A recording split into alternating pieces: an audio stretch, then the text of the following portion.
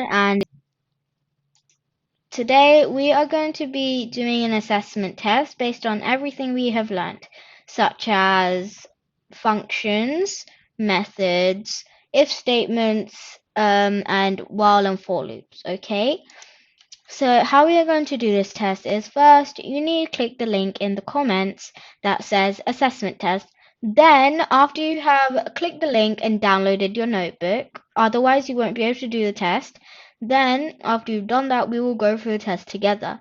And after I've gone through the test, you can go ahead and do your test. And after you have done your test, you can check your answers with the link that says answers, or you can go to the next video and I will be checking and check your answers there because I will be explaining all the answers for you. Okay, so let's go ahead to our Jupyter notebook and go through our functions assessment test. Okay, so here is the assessment test, and it should say in big bold writing up here, functions assessment test, and then it would say complete the following questions. Okay, so the first section is to make simple functions, and they will be very simple to make. Now, the first question in this section is to write a function that checks the length of any string or list. So here I've put a note and it says the len function might come in handy over here. So if you're not sure what the len function does, check out this website for more information. So all you need to do is just click here, okay? And then here I've put a few examples of what you should expect once you have run and called the function. And here there's a nice template over here, so all you need to do is put in your parameter and then put in your statements, and here you need to check it, so all you need to do is put in your parameter over here.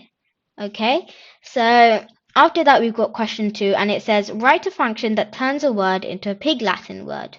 Pig Latin is putting the first letter at the end of a word, at the end of a word if it starts with a vowel, and putting the first letter at the end of a word, and after you've done that, adding a if the word doesn't start with a vowel.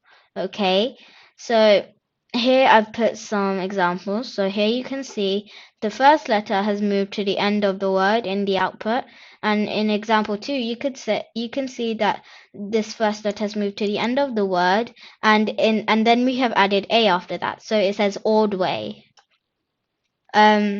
And after that, I put my template again. So all you need to do, put in your parameters, and then put in your statements, and then you need to check, obviously, to see if it works.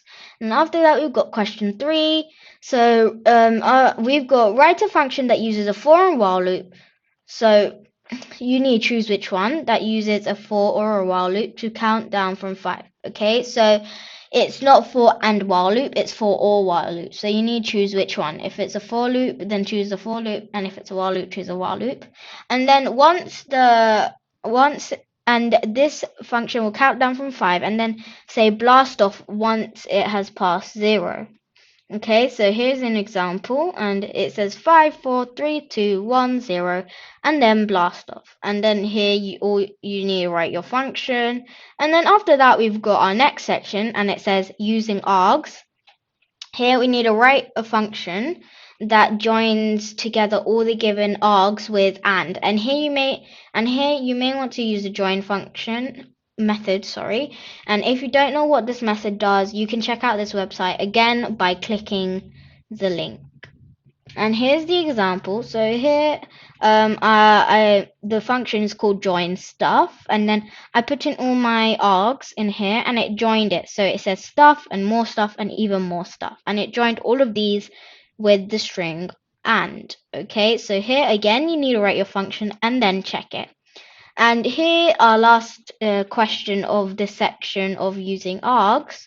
Here we need to write a function that returns a sum doubled of all the given args that user inputs. So what I'm trying to say here is you need to add up all the args or arguments that the user gives when they call the function and then double it, okay?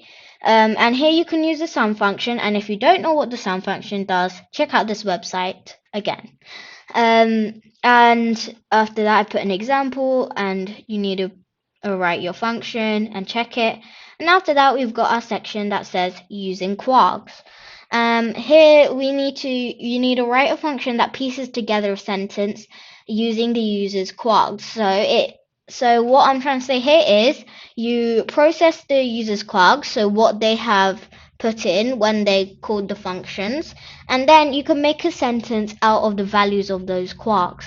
And here you may want to use the if, elif, and else statements, f-string method, or the dot format method, and you can use indexing as well. So if you don't know what any of these are, you can check out the websites. Here I've put an example, and again, all you need to do is write your statements, and I've put quarks in for you over here, and then you need to check it. Okay, so here after this question, it says using args and quarks, and here you have a challenge.